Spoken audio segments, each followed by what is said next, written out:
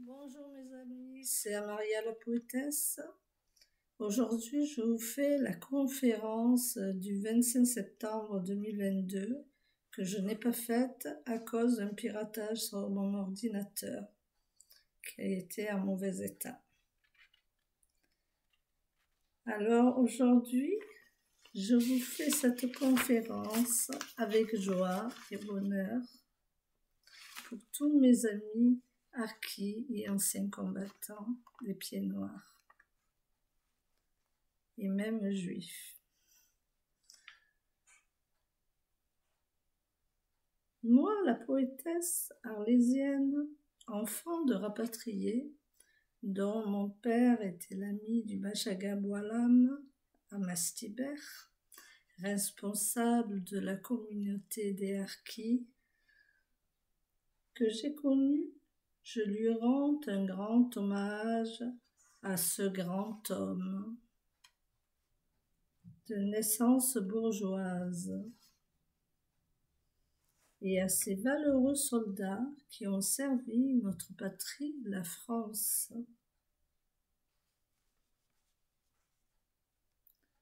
Je salue exactement la communauté harkie de la Loire, plus exactement Saint-Étienne, et ainsi que toutes les communautés harkies dans tous les départements français. Je vais commencer par un poème. Algérie, mon amour perdu, quand mes pieds se posaient sur ta terre rougeâtre, mon âme et mon cœur s'enflammaient d'une passion vraie, unique.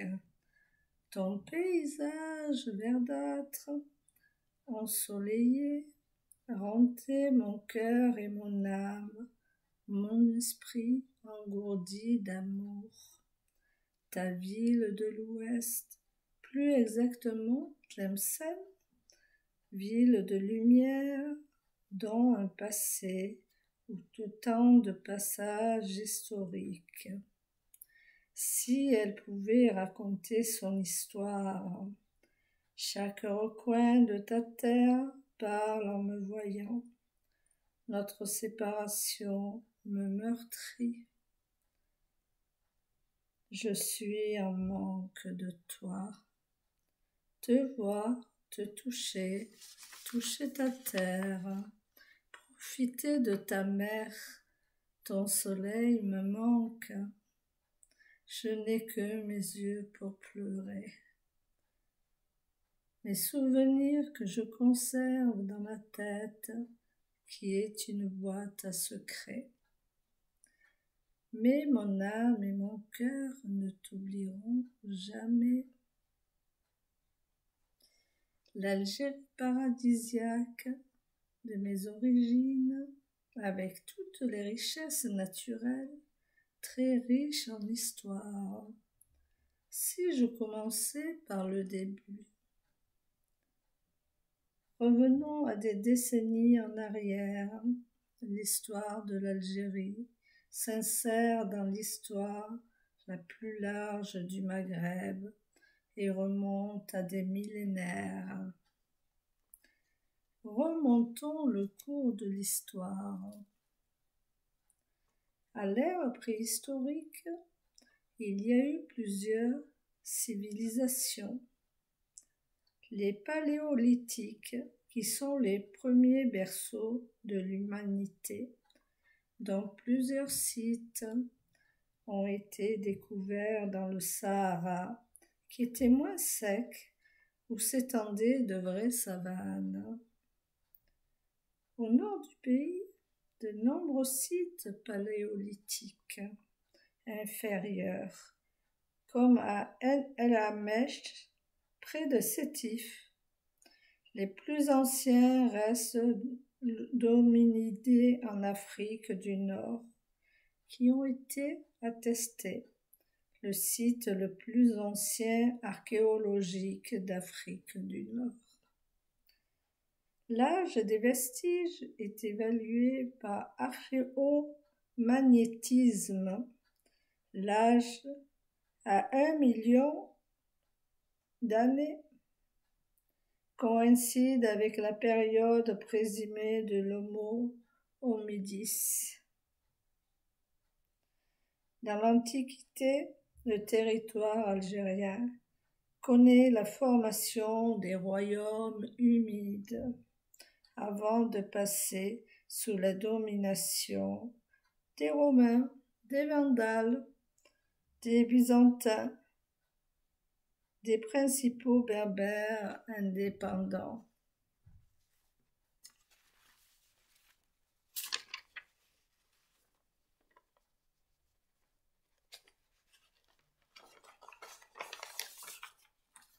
Avant d'être conquise, l'Algérie était sous la régence de 1802 à 1829.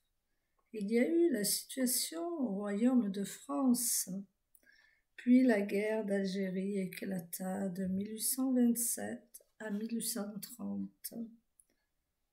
L'affaire de l'éventail arrive, les dettes de la France, l'incident diplomatique, l'ultimatum au duc d'Alger en juin 1827.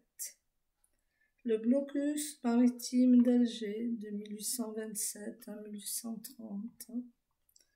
La bataille mariale dans la baie d'Alger en octobre 1827.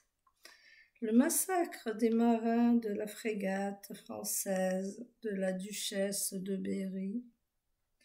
Il y a eu l'affaire du bombardement du bâtiment La Provence en 1829, la campagne d'Alger en 1830, la renaissance d'Alger par l'espion Boutin en 1808.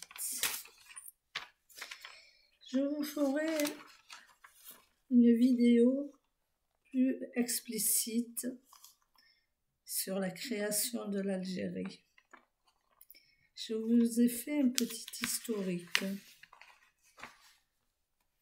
Je continue. Je salue aussi la communauté harkie de la Loire, plus particulièrement Saint-Étienne, je le redis. En cette journée commémorative des harkis qui ont suivi notre France,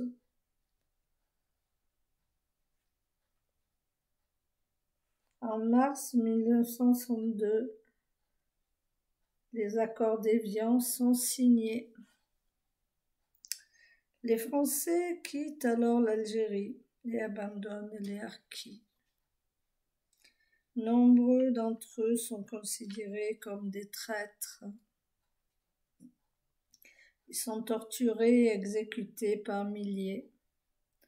Les 60 millions d'Algériens ayant réussi à fuir en métropole sont accueillis dans des camps isolés et insalubres.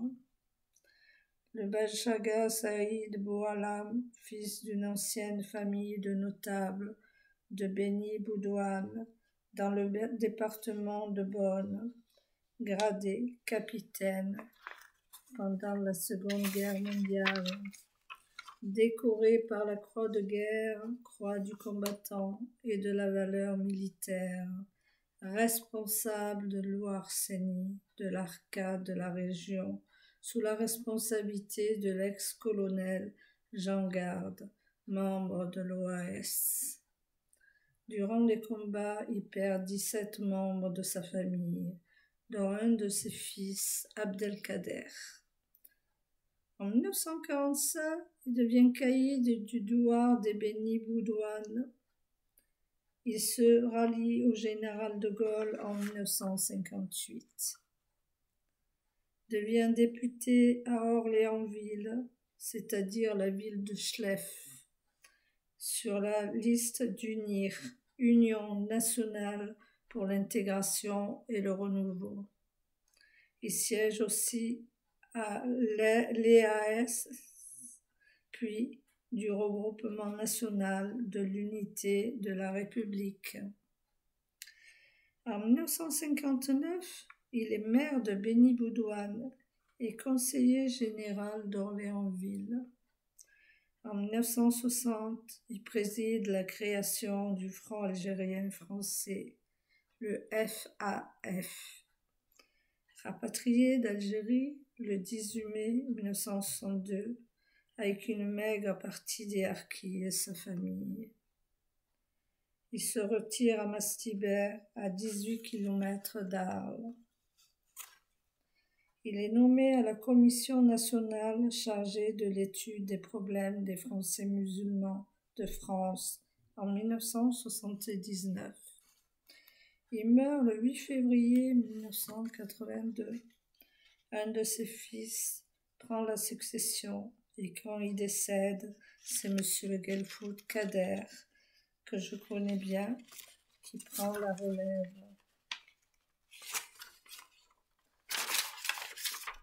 Et à l'heure actuelle, c'est le neveu du Bachaga, Ali Boualam, qui prend la relève de la communauté. Le premier camp était situé à Larzac, au Puy-de-Dôme, et à Bourg-Lastic, dans la Drôme, dont ce dernier, comme la plupart des camps, se situe dans une forêt. Là, je vous parle des camps maintenant. À Bourg-Lastic, il n'y avait que des tentes avec des robinets pour l'eau. Pas d'hygiène, pas de confort. Quand les robinets étaient gelés et ramassaient de la neige, la faisaient fondre pour avoir de l'eau. Ces camps-là étaient du provisoire. Les harkis ont été évacués à Bias et Saint-Maurice-l'Ardoise. Le camp de Saint-Maurice-l'Ardoise connaît une évolution similaire que celui de Bias. Les conditions de vie dans les camps sont horribles. L'organisation de la vie familiale s'est heurtée à d'importantes contraintes matérielles. Promiscuité du fait de l'occupation des tentes par plusieurs familles ou de la superficie insuffisante des logements attribués. Insalubrité, WC extérieur, collectif dépourvu d'eau courante, douche collective, peu accessible, manque de couchage, mais aussi des chaises pour toute la famille. Et surtout, certaines familles souffraient de déséquilibre alimentaire. Les camps d'accueil sont des camps militaires très sévères, avec un couvre-feu à 22 heures. Les enfants ne sont pas scolarisés dans les écoles du village. Chaque camp d'accueil fonctionne de manière autonome, en autarcie, avec son règlement propre édicté par le directeur du camp. C'est ainsi que le règlement intérieur du camp de Bias impose aux familles la levée des couleurs et le couvre-feu à 18 heures ou 22 heures selon les sources. La note de service du directeur du camp donne un aperçu d'une situation qui reste exceptionnelle.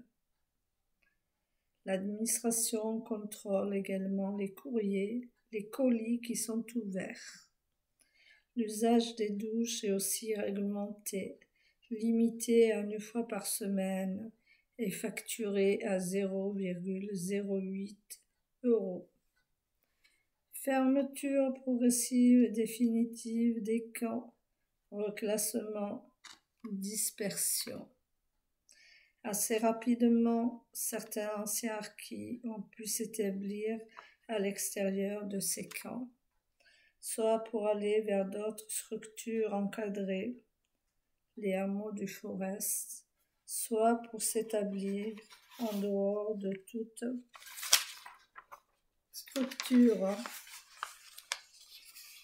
Par exemple, dans le village de Saint-Valérien, dans l'Yonne, grâce à des initiatives privées et au soutien du ministère des Rapatriés en 1964, dans la Somme des familles kabyles originaires de la commune d'Iflissène en Algérie s'installent à Poix de Picardie sous la protection de la famille Abdellatif. L'action conjuguée d'un lieutenant et de son sergent-chef a permis l'installation à Vic-le-Comte dans le Puy-de-Dôme d'une centaine de personnes originaires du même douar. Le jumelage de la commune de Château-Renaud en Indre-et-Loire avec la commune d'Aris avant l'indépendance de l'Algérie, ainsi que la possibilité de trouver un emploi dans l'industrie de la chaussure, ont ici aussi aidé les familles de harkis à s'adapter plus facilement. Maintenant, je vais vous parler du hameau du Forez. Comme on l'a vu précédemment, les camps de Bourg-Plastique et du Larzac sont fermés avant l'hiver 62. Le camp de Rieswald ne compte plus à la fin de l'année 1964 que quelques familles jugées inaptes à tout reclassement. L'armée ferme alors les camps et la vingtaine de familles restantes s'installe à proximité immédiate du camp Joffre, dans un hameau appelé Cité du Réard, dont la construction est décidée par le maire de Rivesaltes. Trop loin pour être intégré à la commune, seulement rattrapé par le développement de la zone d'activité économique par l'ouest et par des inondations à répétition par le sud, en 1999, en 2005, en 2013 et en 2014. La destruction de la cité du Réard a commencé le mercredi 28 octobre 2015. En revanche, les camps de Bias et de Saint-Maurice-l'Ardoise ne connaissent pas le même destin. La situation générale des familles a peu évolué depuis leur arrivée.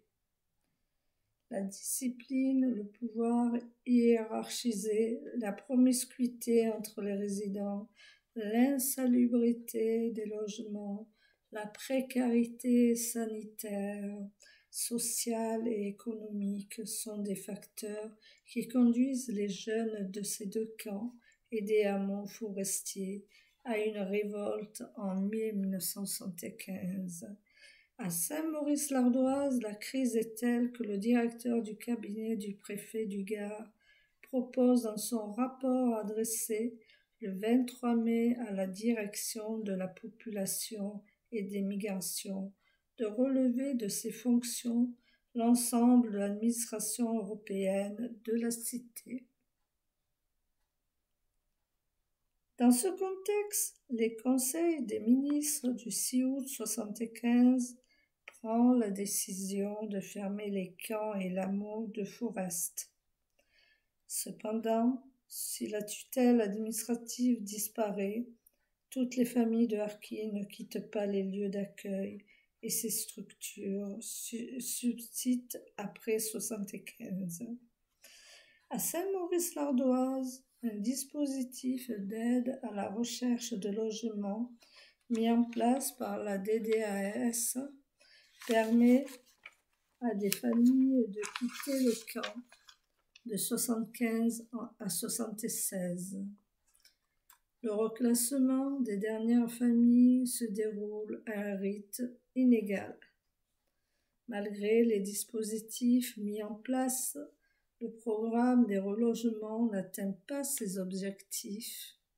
Dans une lettre qu'il adresse au préfet, le ministre de l'Intérieur, Michel Poniatowski, se plaint notamment des mesures discriminatoires dont sont victimes les anciens harkis et du fait que le programme de relogement financé au total du groupe interministériel permanent pour la résorption de l'habitat insalubre se réalise trop lentement. Sur 500 logements programmés en 1975, à peine plus d'un dixième est achevé.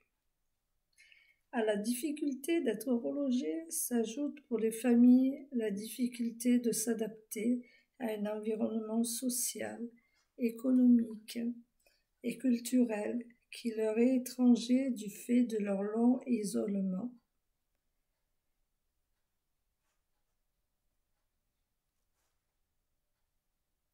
Même s'ils ont vécu dans une grande précarité, les plus âgés sont finalement réticents à quitter les camps.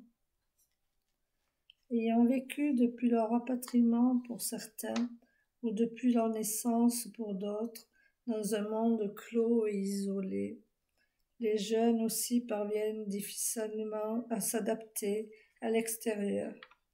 En témoigne la fréquence des retours au camp de ces jeunes qui, l'ayant quitté pour entrer au collège ou suivre une formation professionnelle, y revenaient devant le constat de leurs difficultés ou de leur peur à vivre ailleurs que dans les camps. Depuis de longues années, les harkis se battent pour la vraie reconnaissance. Ce dossier explosif ou le rapatriement, le dépouillement de leur aide financière dans les camps, la maltraitance, le mal accueilli des élus, de la population française, le génocide et l'abandon des harkis par le gouvernement français qui sont faits torturer, assassiner. Cette reconnaissance nationale, ils y ont droit, et tout doit être régularisé à leur valeur. Eux, les oubliés de la République, qui, pour les calmer, on leur donne au compte-gouttes, en faisant en 2019 une commission avec des représentants qui n'ont pas osé expliquer les vrais problèmes, car la population harkie se sent oubliée, alors qu'ils étaient là pour défendre leur Algérie française. Leur parti, la France. Tout ce que je vous ai résumé dans cette élocution, dans ma conférence, c'est mon ressenti, à moi la poétesse, et cet effet, j'ai édité ce livre, et je vais en éditer un autre d'ici le printemps, qui sera plus explicatif sur notre Algérie, sur la création de l'Algérie, son historique, son histoire, cette guerre d'Algérie, les Juifs d'Algérie qui ont vécu en Algérie. On les oublie souvent, cela. Je ferai une autre vidéo où j'en parlerai. Il y a aussi les pieds noirs. Lorsque je fais des poèmes sur les pieds noirs, que je les revalorise, il y a beaucoup de haine envers moi. Et moi, je parle de l'Algérie française avant la guerre, et après avec la guerre, et après avec le rapatriement. Il ne faut pas être dans de haine. Moi, j'aimerais bien une réconciliation entre les Algériens d'Algérie, les rapatriés, les Juifs, les pieds noirs et les harkis. Une guerre n'est pas propre, n'oubliez pas. Regardez ce que nous avons vécu avec les Allemands, avec les nazis. Alors, comme l'Algérie était française, les harkis se sont rangés avec leur patrie, la France, parce qu'elle était française. Et ça a départagé les familles, même chez moi. Et oui, c'est dommage. Il faut bien réfléchir. Dieu a créé tout le monde. Dieu n'a pas dit d'être haineux.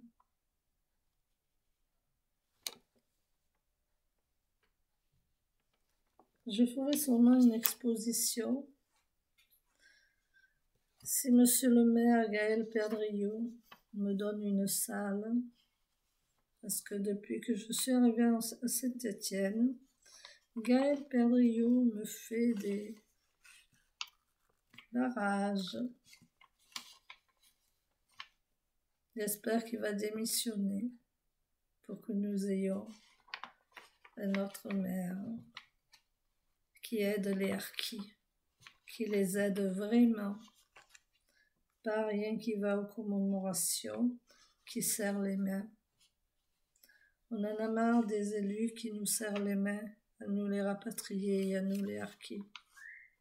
C'est pas un serrage de main que nous voulons.